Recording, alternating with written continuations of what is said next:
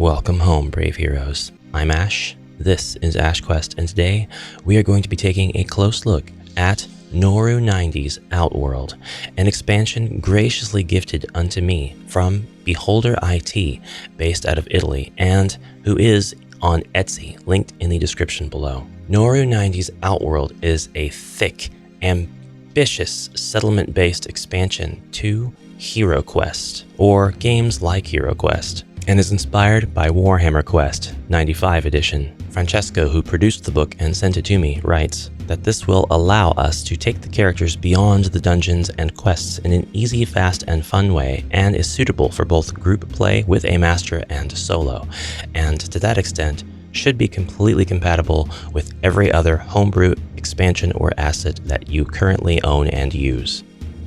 Before we break this book open, I just want to give my warning to the viewers that it does unfortunately contain AI art, and it is actually rife with the stuff. Most of the pages in the book have artwork in some way, shape, or form on them. And while the ideas presented in the text are wonderful, those of you who are like me, who are pretty much completely turned off the moment they see something like this, will find this product a miss. I don't want to linger on the point too long, but if you are a creator of physical assets or expansions for our beloved game, the wildly different art styles, rampant mistakes, uncanny valley tropes like too many buckles and belts, and overly complex filigree, as well as just the fact that most generative programs train on images that were made by artists who did not give their consent, can be a complete and total immersion breaker for a lot of players. But for those of you who will carry on regardless and look past those points, let's dig into a little bit of what Outworld is about. As far as the book goes itself, the quality of the book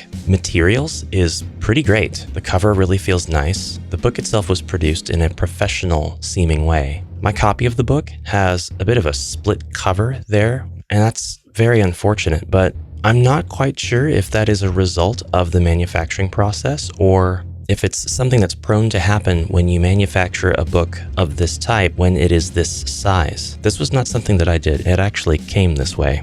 I'm not too worried about it. It's not a deal breaker for me. The page is still literally attached, but over time that could wear down, just like anything else though. We've got our disclaimer on the first page, and usually when I see disclaimers like this, I hesitate because 9 times out of 10, there will be Games Workshop or Hasbro IP within the pages, but with this book, there is no such worry.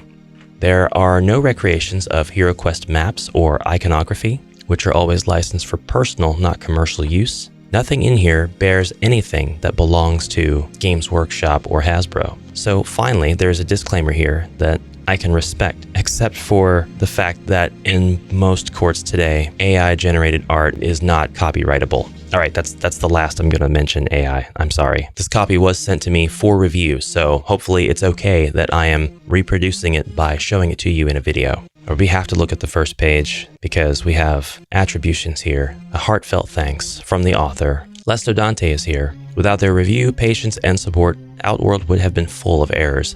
And I haven't been through this thoroughly just yet, but I proofread the first 5 to 10 pages just after receiving the book, and everything looks great. All of the verbiage, sentence structure, grammar, all of that is fantastic. You would not be able to tell that this was produced by anyone for whom English was a second language. So fantastic job on the text. This is distributed by Beholder IT. I'll just mention again, and the link to their Etsy shop will be in the description below. But there is a distinction. Noru 90 is not Beholder IT. They are distributing the book for the creator. So this is the meat of this book. This is the whole point of it. Upon completion of a quest, immediately after completing a quest, unless of course your heroes are stuck in a specific 2-parter quest, which this will explain and cover as well, the heroes will camp in a location just outside the dungeon's exit, such as a forest, clearing, or similar, and recover 1 body point. Yes, I know. After a quest, you're supposed to refill all your body points, but just stay with me. Afterward, they may proceed to an outpost, Most of the quests the heroes undertake are located on the fringes of Outworld, where settlements are sparse. To stock up on supplies, the heroes can either travel to the heart of the kingdom to visit the capital, or make do with the basic provisions available at local hamlets or villages. Upon arriving at a settlement, after spending the night at an inn, the heroes will recover all lost body points, mind points, and spells. If the heroes choose not to embark on any journey, they can immediately proceed to the start of the next quest. Before beginning the new quest, the heroes will camp in an area adjacent to the dungeon entrance and will then recover all lost body and mind points as well as spells, just as the rules are written. Heroes will not always be able to travel between quests, as some quests may be interconnected. The master must ensure that there is a feasible route between the completed quest and the new quest location before allowing the heroes to journey to a new area. So there's your in-lore, also rules as written friendly reasoning for that and this book. Listen though, traveling through Outworld comes with its risks. The longer the journey, the greater the chances of encountering something terrible. Any events that occur between quests are resolved using the tables found at the end of this manual. Once a quest is completed, the heroes must decide their destination. Traveling all the way to the capital to seek better equipment might be more dangerous than reaching a nearby village. I know people are going to ask about this mat in the background. This mat has nothing to do with this book, although I do think that they pair quite well. This is the world map that comes with League of Dungeoneers. It is a neoprene mat. I think it works really well as a video backdrop. That's what this is. This is a Warhammer squig that I got from Games Workshop or eBay, I don't remember. This is a two-headed goblin that I got from Thingiverse, I think. This is a two-headed dragon that I got from Thingiverse. I'm just kidding, I got this off of eBay. This is an official Chaos Dragon. And this is the female wizard. A female wizard. I forget where she's from. She might be from Minis 3D. It's one of the very few Minis 3D minis I own, if that's the case. But maybe it's not. Velvedart, I'm so sorry if I misattributed this. I don't remember where this came from. All right, that's our little squig break. Once a quest is completed, as I said, the heroes have to decide their destination. Where do you go? The capital? Or do you go to a nearby village? It matters. But anyways, the distance between the hero's current location and their chosen destination will be represented by a number of travel days. And this is where the Warhammer Quest 95 inspiration comes in. Each travel day requires a roll on the danger table. Before embarking on the journey, the heroes must roll 3 combat dice to determine the distance of each settlement from their current location, according to the table below. And this is your travel table. Roll 3 combat dice. If you're trying to go to the capital from wherever you are, which means you complete a quest, you have a lot of gold, and your heroes are like, we're going to the capital. We want the finest armor we can afford. Well, that's going to be a long ways away. That's going to take 4 days plus the number of skulls you roll on 3 combat dice. So the skulls are going to be the highest probability. This could take up to 7 days, or it could take just 4 days. A town is going to take 3 days to travel to, plus the number of white shields that you roll on 3 combat dice. You've got a 1 in 3 chance of rolling a white shield on a die. Still, it could be that this journey takes a total of 6 days. And finally, if you just want to go to a village, well, that'll only take a 2 days trek, plus the number of black shields you roll on dice. And that's going to be very unlikely. You've only got a 1 in 6 chance of rolling a black shield, but it will take at least 2 days. So 2 to 5 days, depending on your luck. I really, really like this variation of days that it takes. It actually adds a layer of immersion to this whole system and its relationship to the quests that you are playing. Because in this dungeon, the Castle of Mystery, it only took me 2 days. I didn't roll any black shields to get to the nearest village, and that places an image in the player's mind that there is a village near this tower. Whereas playing a completely different quest, such as those found in the Rise of the Dreadmoon campaign, you might wish to travel to the capital. Well, you are already in a city, but the city is rife with enemies. You're not going to get the same luxuries traveling around as a band of merry HeroQuest companions. And so a 7-day trek back to the realm's capital is completely realistic and immersion. This can help your GM, your master, your Zargon with world building if you are inclined to roleplay. But we just get an example here. After completing a quest, the heroes roll 3 combat dice and get 2 skulls and a black shield. So if they were trying to travel to a village, this would take 3 days because a village is 2 days plus the number of black shields. If they were trying to get to a town, this would take 3 days. And if they were trying to get to a capital, this would take 6 days, because the capital is 4 days travel plus the number of skulls. As previously mentioned, the heroes regain 1 body point as soon as they camp outside the dungeon. However, this does not preclude the use of available potions or spells to recover additional body points. So if during the search for dangers a quiet day occurs, each hero recovers 1 body point, or alternatively 1 skill or spell. So if you're going to utilize travel to a settlement, then effectively at the end of your quest, you're all still in active combat mode. You recover 1 body point, and then you decide what you're doing. Are your heroes all even still alive? Now, we've spent a lot of time on this, and we're only a little bit through this book. In fact, we're on page 5 now.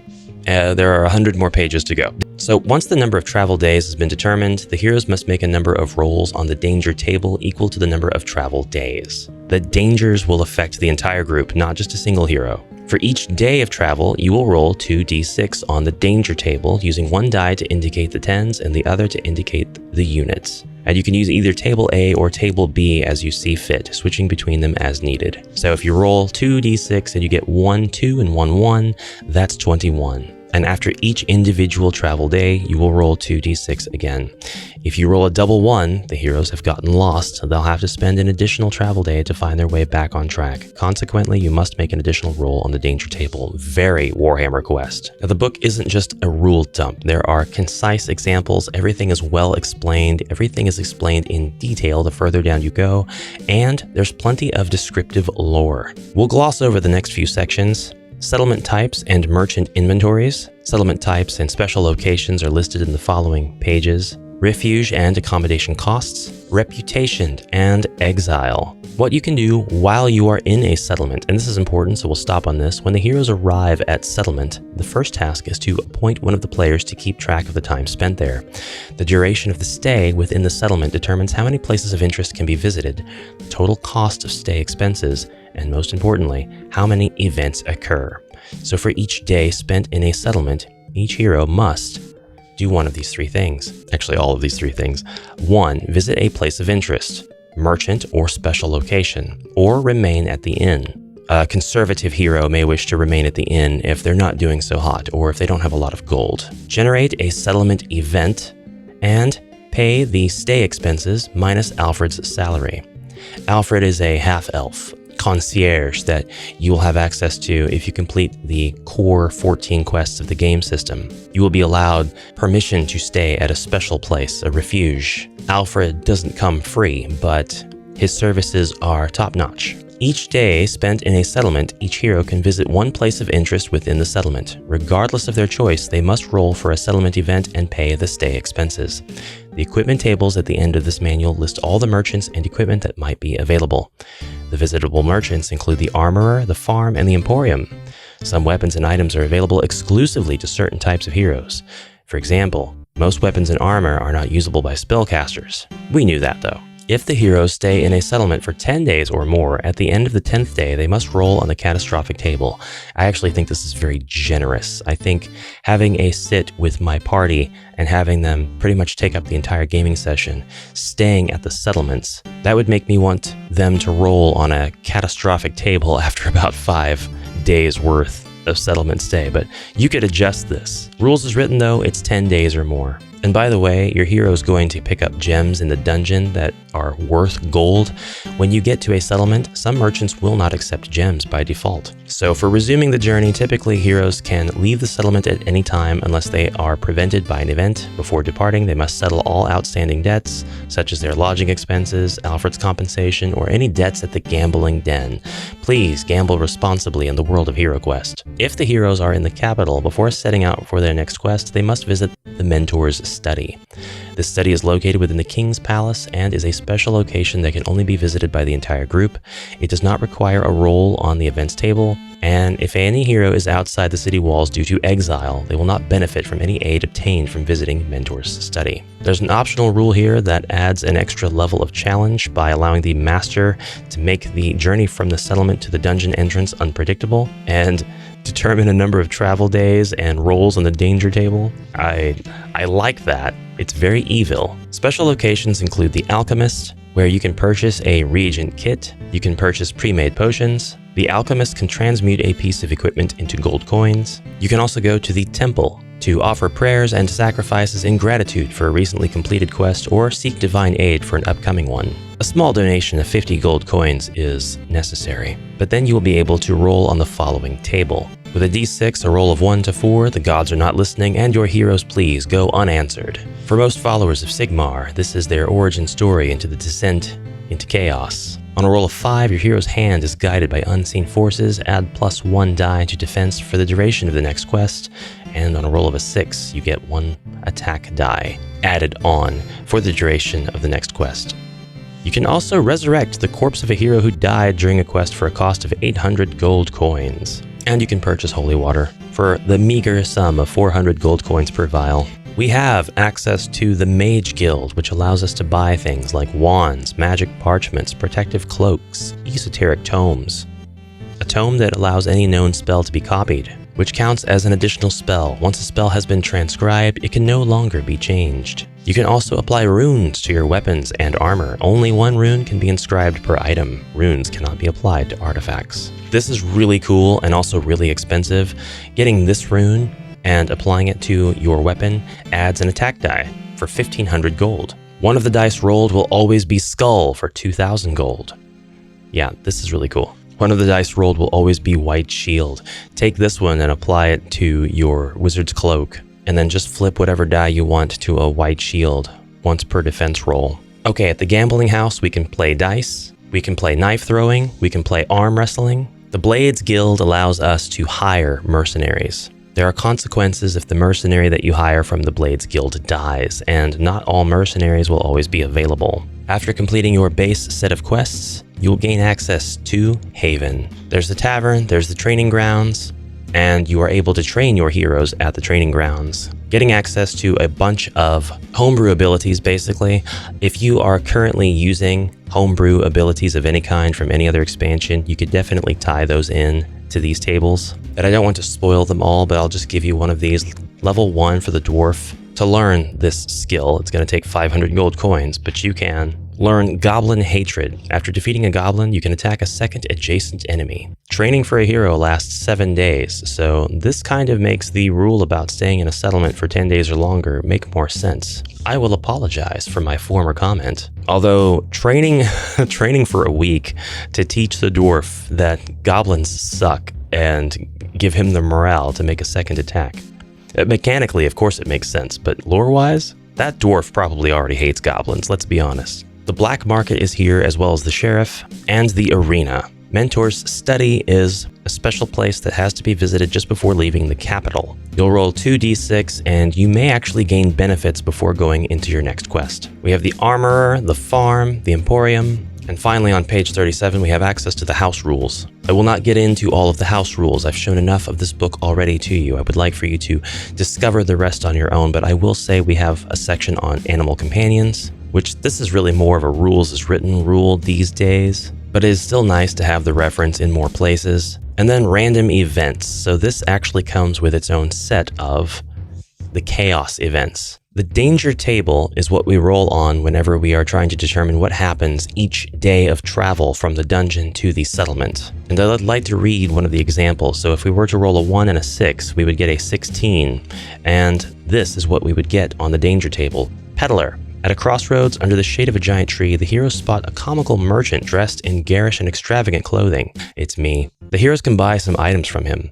Restorative Charm for 250 gold coins, Good Luck Charm for 100 gold coins, 30 gold coins will get them bronze bracelets, they break after the first use, and trinkets for 20 gold coins. Now, the peddler can of course be ignored, and the heroes should count this as a blessing because while this is a very dangerous table, this is not a dangerous result. This actually doesn't have any net loss. The very next one, however, is Tornado. A fierce tornado strikes the heroes. Each hero rolls 1d6, and the hero with the lowest roll must roll 1d6 again on the following table. There are quiet days interspersed throughout the results, and it is also possible to get lost even if you don't roll double ones. Next up, we've got the Tavern table and the Black Market table. The Haven table is up next, and this has mostly good things. For example, on a roll of 14 of the Haven table, the result is donation. You are summoned to a notary to collect an inheritance. An elderly widow has left you a gift of 300 gold coins. But there are still some things that can be bad, like a roll of 13 gives us bound.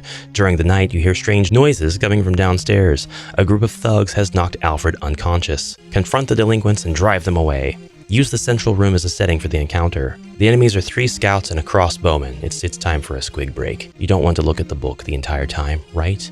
Look into the squig's eyes. The squig says this channel is supported mainly by its revenue from ads, which is pretty scary. Don't you want to join the Patreon instead? Yes, and then that way you'll get rewards as well, such as access to the Amalgam Archive, the videos that are only available if you become a YouTube member, which should grant you equal benefits, but it is a little different. Oi, I'm the dragon here. I'm the mascot.